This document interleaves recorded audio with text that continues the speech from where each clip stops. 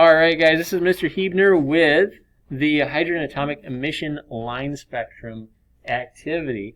What we are going to be doing is taking a step down memory lane to chemistry, looking at energy electron. If you haven't taken chemistry yet, that's fine.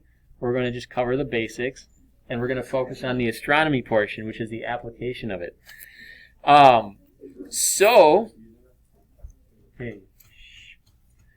What we got going on is a Bohr model. And each energy level, just a second here. Okay, what we got is a Bohr model. This is not the most accurate depiction of where electrons are found in an atom.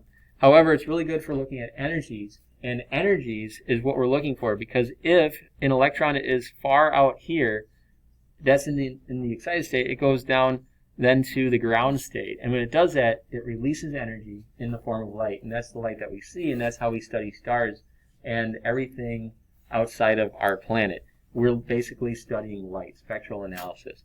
You can identify what stars are made out of, hydrogen, helium, and we'll talk about that a little bit. We can identify solar winds and dark matter.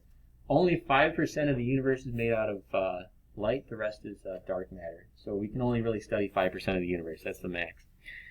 So, looking at this, we got something called the Balmer series.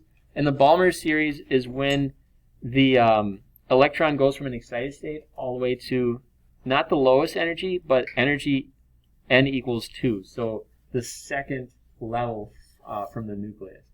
So you could go from energy level 6 to energy level 2, energy level 5 to energy level 2, energy level 4 to energy level 2. All those jumps are going to be releasing different spectrums of light, and it's going to create a line spectrum, essentially. And we call that the Balmer series because we can see it, because the energy that's released is in the visible light spectrum. Are there other series that are found in the infrared and in the ultraviolet? Yes. We can't see it with our eyes, that's why we're not going to focus on those in this class. But can we utilize expensive equipment to find the UV and the infrared? Yes. Speaking of electromagnetic spectrum, you guys probably heard that before. You can't really draw this on the computer, but so right here we have low energy, energy. And what type of wave is the lowest energy? Anybody remember? Physics, chemistry? You listen to it on your way to school. Radio waves, you got it. Radio.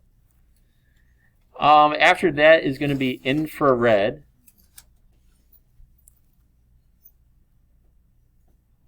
And then you got visible. After visible is ultraviolet. And then you've got X-ray and gamma ray.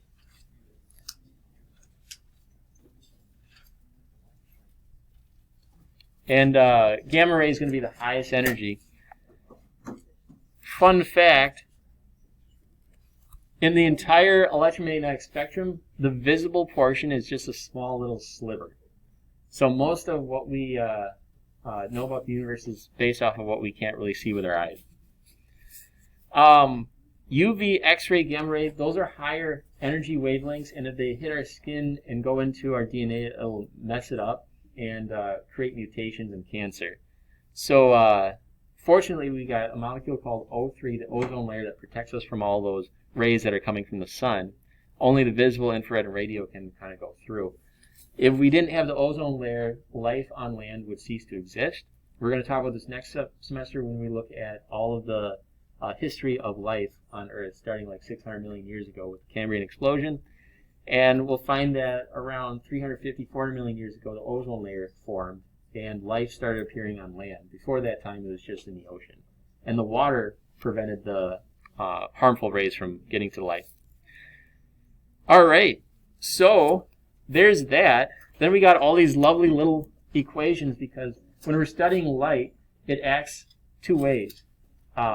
It acts as a particle, like photons of energy, and it also acts as a wave. So as it travels through space, it's not just beamed out, it's going through a wave that we can't see because they're so small.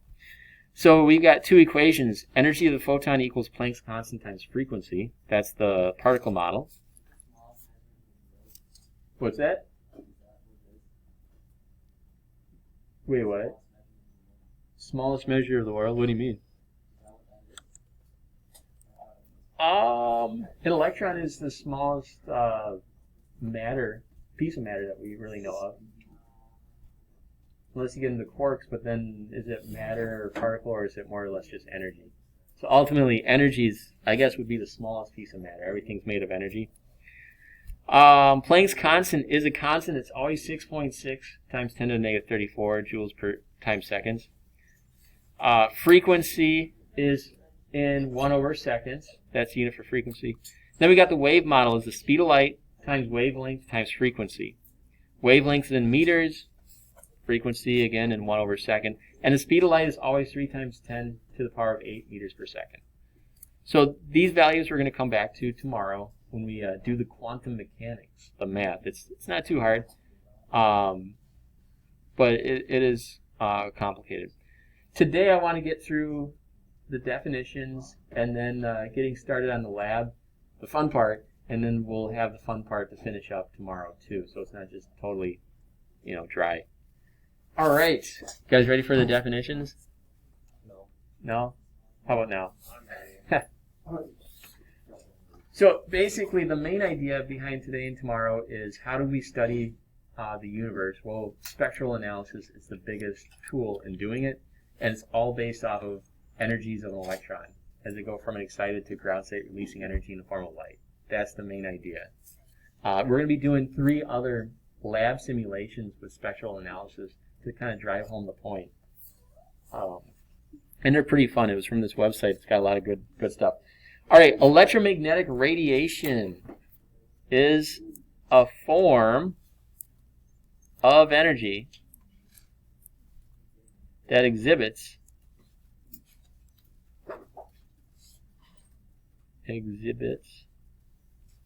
wave-like behavior as it travels through space.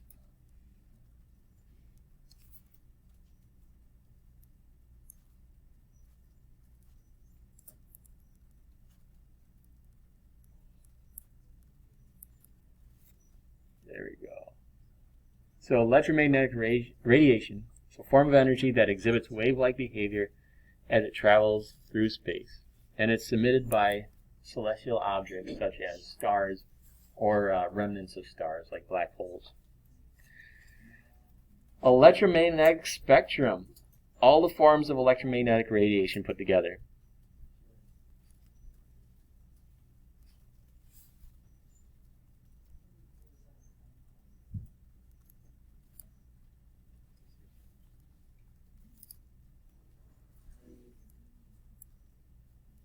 So this includes the radio, infrared, visible, ultraviolet, X-ray, and gamma rays.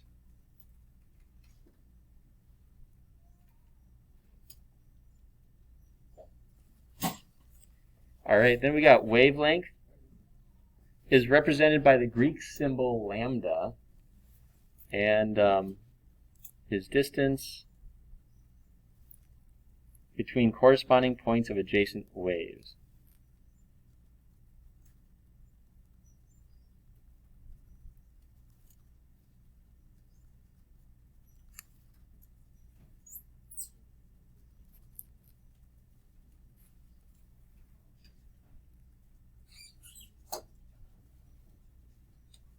So right here is just a picture of a wave, and we're going from crest to crest. That's one wavelength. The entire sequence. So this is a wavelength, and that's lambda, Greek symbol. Adjacent. Yep. Adjacent just means kind of kitty corner. Next to. All right, then we got frequency, which is V. Number of waves that pass. Is it capital V or lowercase v? It's a lowercase v, yeah.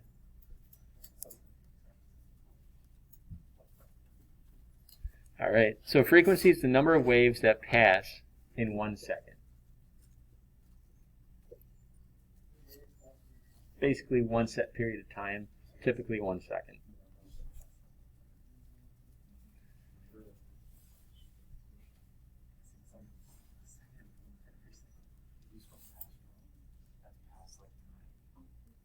All right, hertz is the unit for frequency. It's 1 wave per second, so it's like 1 over second or second to the negative 1. And it's named after Heinrich Hertz, who first coined it.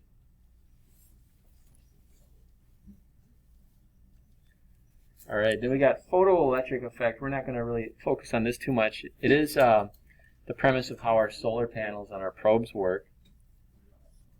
It refers to the emission of electrons.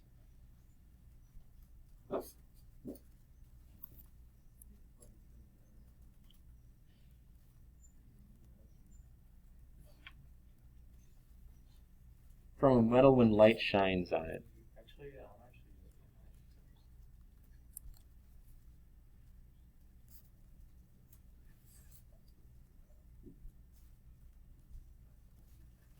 All right, so it's photoelectric effect. All right, we got a few more. Quantum is the minimum quantity of energy that can be lost or gained by an atom.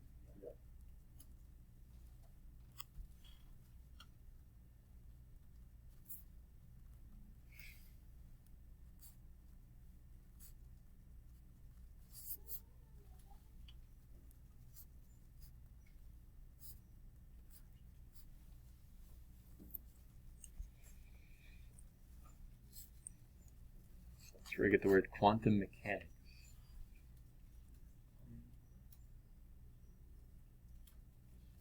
I'll let you guys get that written down. The next definitions are ground state, excited state. Ground state is essentially the electron is closest to the nucleus. Excited state is further away from the nucleus, and it has potential energy to be released in the form of light.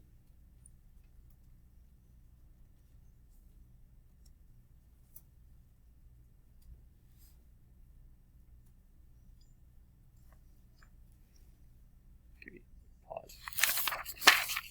So we got ground state, excited state. Ground state is the lowest energy state of an atom. Energy state of an atom. We can't see it. Oh.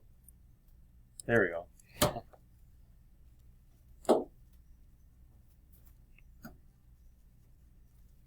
So an example of this, we're doing a Bohr model.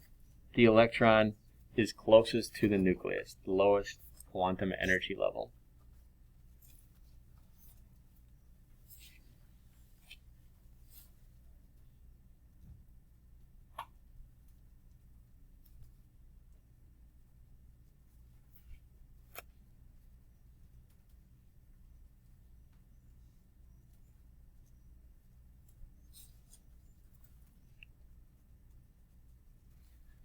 Is that higher on what? Potential, sorry.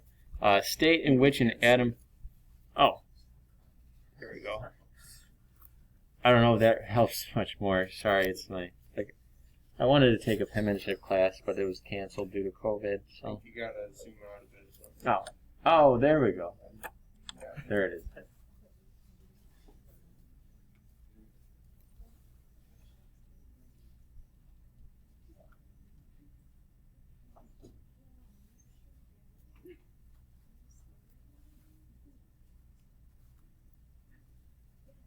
All right. So excited state, state in which an atom has a higher potential energy than its ground state. Just draw another Bohr model. Here we got an electron out there. That's a little bit higher than its ground state. So it has potential energy that can be released in the form of light.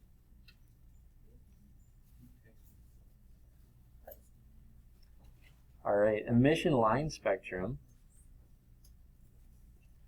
So basically this is a...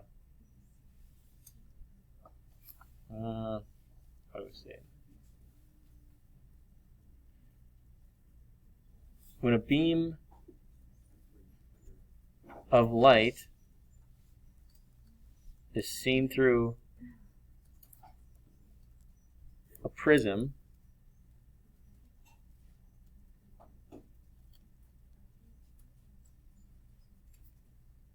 is separated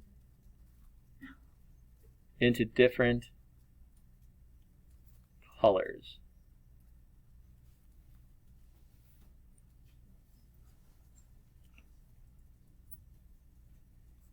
Unique pattern for each element.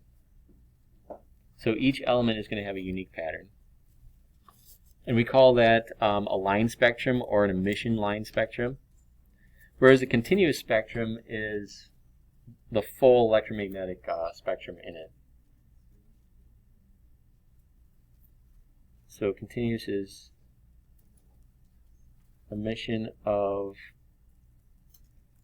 continuous range of frequencies.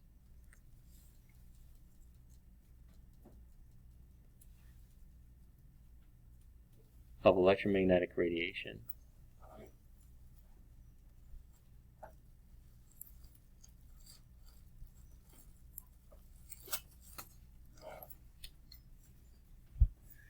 All right, I've got some pictures of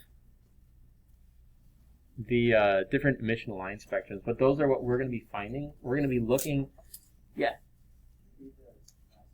the last one is emissions of continuous range of frequencies of electromagnetic radiation. So the difference between an emission line spectrum and a continuous spectrum is going to have radio, infrared, visible, ultraviolet, X-ray, gamma ray. It's going to have the whole thing in it. Or if you're just looking at visible light, it's going to have the whole rainbow. Whereas an emission line spectrum will have specific colors. Alright, so I want to show you an example of different emission spectrums.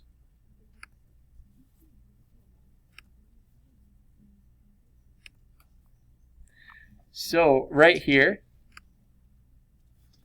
is the hydrogen emission spectrum, where we got 1, 2, 3, 4 different colors.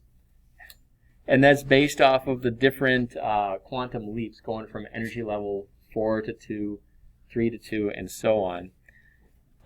If we went from energy level 7 to 2, it would be off the charts, high energy, it would be ultraviolet, and we wouldn't be able to see it. We'd have to have special instruments.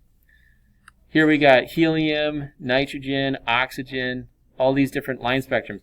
So when astronomers look at the stars with a prism or a spectroscope, they're going to see these different emission spectrums. And if they're looking at a star and it's mostly helium, then they know the star is older. If they look at a star and it's mostly hydrogen, then it's going to be a younger star, because it produces more and more helium as it undergoes nuclear fusion in its star life cycle. We're going to talk about that next week. The big revolution, if they ever find an exoplanet, planet outside of our solar system, that's emitting the line spectrum of oxygen.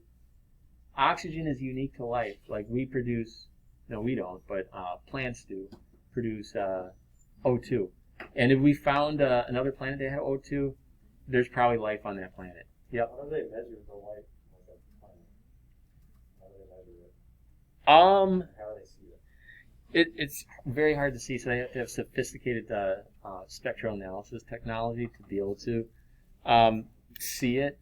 But we're going to be doing an activity on it where we can identify where if it has an atmosphere or not based off of if the star dims when the planet goes between us and the star. And if it dims and then turns off, then we know it has an atmosphere. If it just turns off right away and then the star turns back on, we know there's no atmosphere. And what we would see is, we would see a little bit of the oxygen line spectrum mixed with hydrogen and helium. It'd be super, super faint. So we might miss it, or we might find something. So far they haven't found anything. They found other elements, but not the magic life element like oxygen. All right. What you're going to be doing in the lab is, okay guys, if you listen up, you're going to have a spectroscope and you're going to be looking at the light sources, and there is a white line. It should be on the left side, and you want to match that white line with the actual light source that's coming out, and then you're going to color the line spectrum that you see.